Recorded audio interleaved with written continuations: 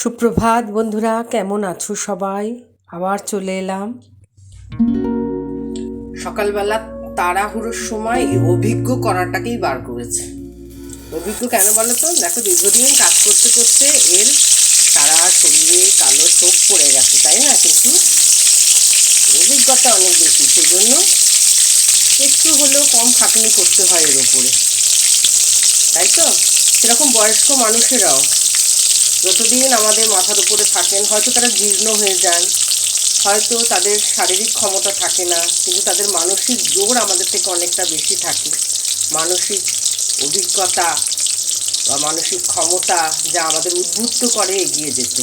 আর এদিকে দেখো, সকালবেলা বাঁধাকপির চচ্চড়ি করবো আজকে। ওই জন্য বাঁধাকপি বড় বড় করে কেটে না ভাপিয়ে নিয়েছি। আর এর তলায় সবজিগুলো আছে, আর বেগুন ভাজা, কারণ আজকে মঙ্গলবার।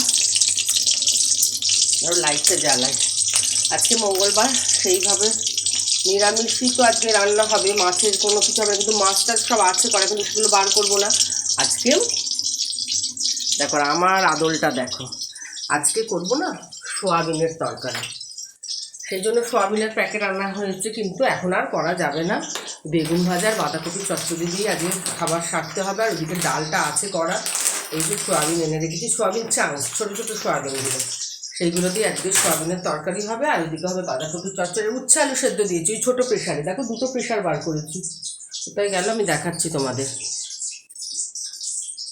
আর এই ছোটো প্রেশারে দেখো উচ্ছে আলু সেদ্ধ, এই যে আধখানা আলু দিয়েছি, বেশি আলু কেউ খেতে চায় না। আর 3টে উচ্ছে ছিল, দিয়ে দিয়েছি, নাহলে এগুলো নষ্ট হয়ে যাবে। অনেকদিন ধরে উচ্ছেটা পড়ে আছে, দেওয়া হচ্ছে না। উচ্ছে আলু সেদ্ধ, এটা একটা পদ হয়ে যাবে। একটু চাটনি করে রাখবো আজকে, ভাবছি সেগুলো সব বেলার দিকে করতে হবে। ডাল বসিয়ে দিয়েছি, ডালটা সেদ্ধ করাই ছিল, মানে কড়াই ছিল আর কি, সেদ্ধ করা না, কড়াই ছিল। পেঁপে দিয়ে, কড়াইশুঁটি দিয়ে, ধনে পাতা দিয়ে ডাল। এখন সবজি ডাল আমি মাঝে মাঝেই করি। আর এদিকে 2 পিস বেগুন ভাজা বসিয়ে দিয়েছি। বেগুন ভাজা না আমি, বাবা আর এ খাই, তাও বাবাকে বেশি দিই না ভাজাভুজি, আমিও খাই না সেইভাবে, মাঝে মধ্যে করি। শীতের বেগুন তো, গরমকাল হলে তো আর বেগুন ভাজা খাওয়া যাবে না, তখন ভালো লাগে না।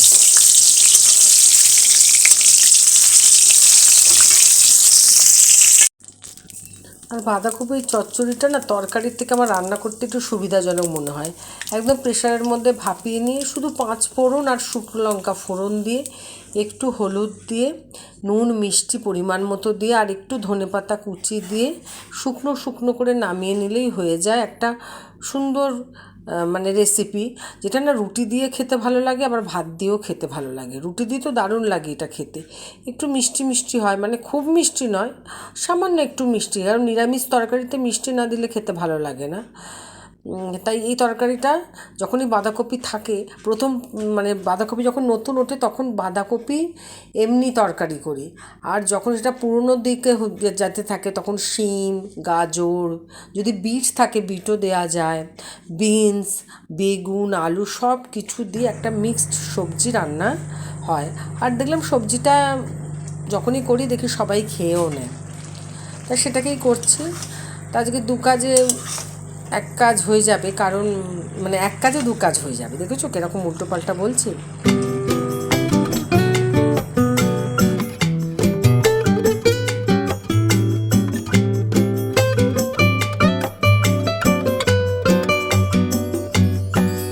বাঁধাকপির তরকারিটা ঠিক এরকম দেখতে হয়েছে, একদম রেডি। আর এদিকে আছে গুড়, হাজব্যান্ড তো বেরিয়ে গেছে। আর এদিকে দেখো গুড়, নলের গুড়, একদম মরশুমি একটা আমেজ এনে দেয়, যে শীত এসেছে, তাই না? তা তো শীত তো শেষের দিকে হয়েই গেল, যদিও ঠান্ডা এখন বেশ ভালোই আছে। আর এদিকে না পাউরুটি ছিল, সেঁকে নিয়েছি, বাবাকে একটু গুড় দিয়েছি, আর একটু বাঁধাকপির তরকারি দেবো, দিয়ে বাবার সকালের টিফিন হয়ে যাবে, তারপরে আমি খাবো। কারণ পাউরুটিটা করলাম এই জন্য, পাউরুটিটা আনা ছিল, ডেট ওভার হয়ে যাবে, ওই জন্যই পাউরুটিটাই আজকে টিফিনে করলাম, যদিও আটা মাখা আছে। সোয়াবিনের তরকারিটা আমার একদম রেডি, একদম সোয়াবিন চাংস, ছোটো ছোটো সোয়াবিনগুলো দিয়ে সুন্দর হয় রান্নাটা। এটাই করে নিয়েছি, আর বেশি করেই করেছি, একদম একটা বাটি ভর্তি করে করেছি। দুপুর এবং রাত্রেবেলাও খানিকটা থেকে যাবে। আর আজকে তো করেছি, দেখলে যে সকালবেলা করেছি বাঁধাকপির চচ্চড়ি, অর্ধেকটা খাওয়া হয়ে গেছে, রুটির সাথে কিছুটা খেয়েছি। আর এখানে 1 পিস বেগুন ভাজা পড়ে আছে, সকালবেলা হাজব্যান্ডকে করে দিয়েছিলাম। আর তার সাথে আছে একটু উচ্ছে আলু সেদ্ধ আর হচ্ছে ভেজ ডাল। ব্যাস, এই হচ্ছে আজকে মেনু আমাদের দুপুরে। তবে একটু চাটনি করে নেবো। চাটনির জন্য এখানে টমেটো ধুয়ে রেখেছি, আর এই যে একটা ছোটো খেজুরের প্যাকেট আছে, এই খেজুর দিয়ে টমেটো দিয়ে চাটনি করব। আমসত্ত্বটা আছে অল্প, দিয়ে দেবো। দেখতে দেখতে বিকাল 4:45, টেবিলে চা বিস্কুট রেডি। এই বিস্কুট কে কে খেতে ভালোবাসো? আগে ছিল লেরো বিস্কুট, আর এই দেখো কে চাটা করে দিয়েছে, দেখো চা করে দিয়ে ফোন করতে লেগে গেছে। ওই দেখ আবার কি চালিয়েছে। যাই হোক, এদিকে মা বসে আছে গুটি সুটি মেরে। মায়ের শীতকাল একদম পছন্দ না। যাই হোক, এবার চা খেয়ে নিই, চা খেয়ে নিই, এবার রেডি হব দোকানের জন্য। আগে চাটা খেয়ে নিই। সকালবেলা তো লাল চা খাই, আর এখনই দুধ চাটা খাই। তাড়াতাড়ি খাওয়া রে, ঠান্ডা হয়ে যাবে। যাই হোক খেয়ে নিই, নাহলে আবার চাটা ঠান্ডা হয়ে যাবে। তারপরে আবার রেডি হয়ে আসছি তোমাদের সামনে। বিকেলবেলার এই সময়টা আমার কাছে আর একটা আনন্দঘন সময়, কারণ এই সময় মায়ের সঙ্গ পাই, এই সময় বোন আসে, আর যে কোনো নিজের লোকের সাহচর্য পাওয়াটা খুব আনন্দদায়ক।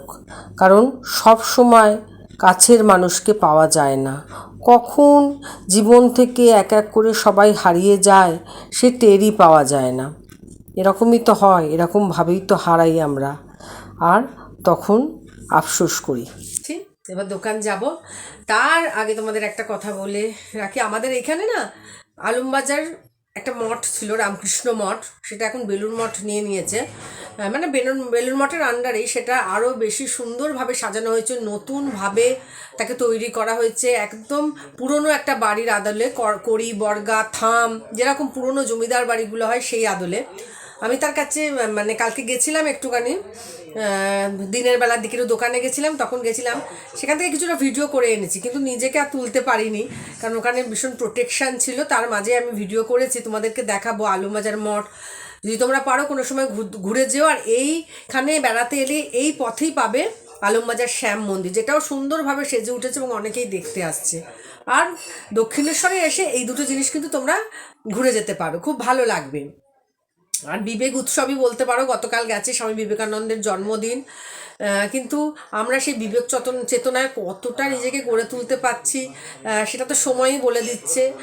তার চেতনা, তার ভাবনা চিন্তা সব কিছু এখনকার যুব সমাজ কীভাবে নিচ্ছে সে তো আর বলার অপেক্ষা রাখে না। তবে তার মধ্যে ইউনিক যে কেউ নেই তা নয়, আছে, কিন্তু বেশিরভাগটাই তিনি যেভাবে বলেছিলেন ঠিক তার বিপরীত।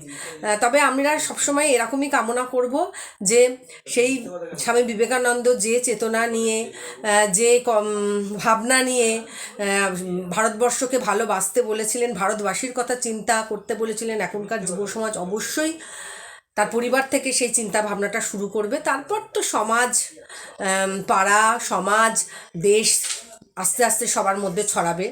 সেই শুভকামনাই রইল আমার তরফ থেকে। আগে নিজের পরিবারটা সুষ্ঠুভাবে গড়ে না উঠলে কখনোই দেশকে ভালোভাবে গড়ে তোলা যায় না।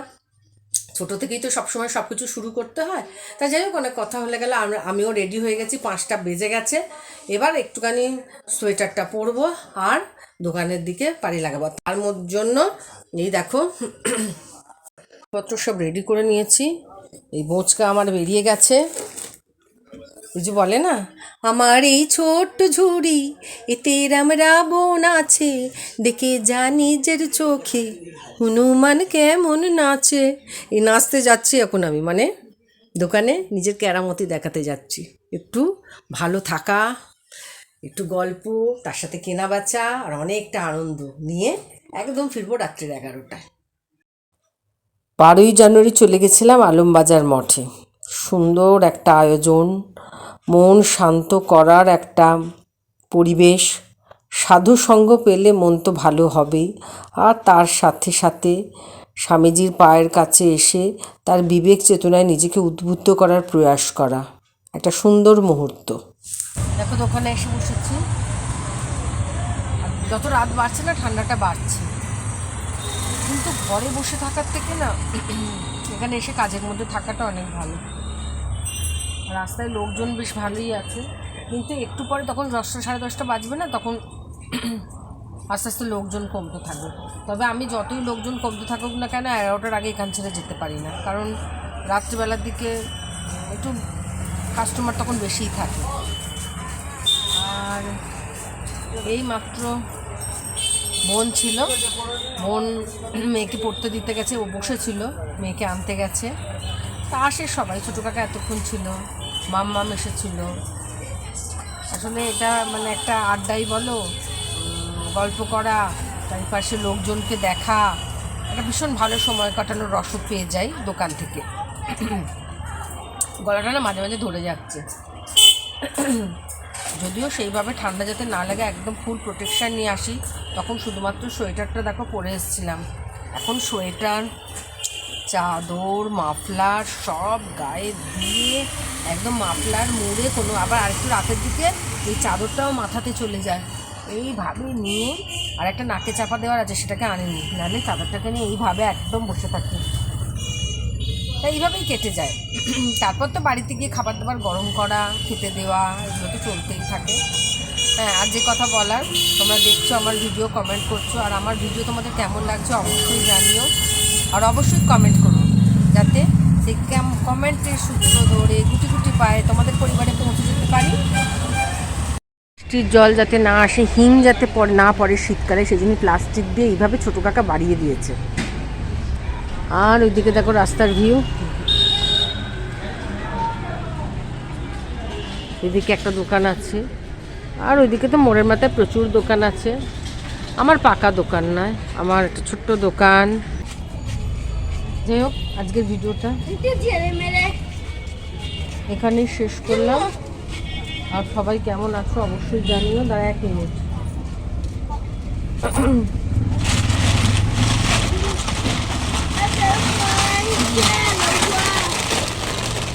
এই কগো, বুঝেছো, বাচ্চাদের এই যে জিনিস নিতে এসে চলে গেল দৌড়ে। যাই হোক, কেমন লাগছে বলো, আমার ভিডিও অবশ্যই জানাবে। আর একই জীবনে না অনেক কিছু স্বাদ গ্রহণ করলাম, যেমন টিউশন করেছি, এখনও করছি, যেমন স্কুলে জবে ছিলাম একটা সময় পার্ট টাইমে, সেরকমই এই দোকান চালানো। সত্যি একই জীবনে এত স্বাদ পাওয়াটাও ভাগ্যের ব্যাপার। তাই সবসময় ভাগ্যকে এইভাবে গড়ার জন্য ঈশ্বরকে সবসময় আমি মনে করি যে উনি পরম করুণাময়, যে আমাকে একই জীবনে এত কিছু স্বাদ গ্রহণ করতে পাঠিয়েছেন, আর পাশাপাশি একটা বড় রোগ যন্ত্রণাও দিয়েছেন, কিন্তু আবার সেটাকে পার করার মতো ক্ষমতাও আমাকে দিয়েছেন। ওইটার মাধ্যমেই তো মানুষের এত ভালোবাসা পেয়েছি, কে কতটা আমাকে ভালোবাসে সেটা জানার পরিস্থিতির সৃষ্টি হয়েছে এবং জানতে পেরেছি। এইভাবেই জীবনে অনেকটা আনন্দের নিয়ে বেঁচে আছি, আর তোমরা পাশে থাকলে সেই আনন্দ আরও অনেক বেড়ে যাবে। আজকের মতো ভিডিওটা এখানেই শেষ করলাম। টাটা, প্রত্যেকে খুব ভালো থেকো। শুভ রাত্রি বলবো, হ্যাঁ 6টায় তো সন্ধ্যা হয়ে গেছে, এখন রাত 8:30। হ্যাঁ, শুভরাত্রি। আবার দেখা হবে নতুন কোনো ভিডিওতে, নতুন কোনো দিনে।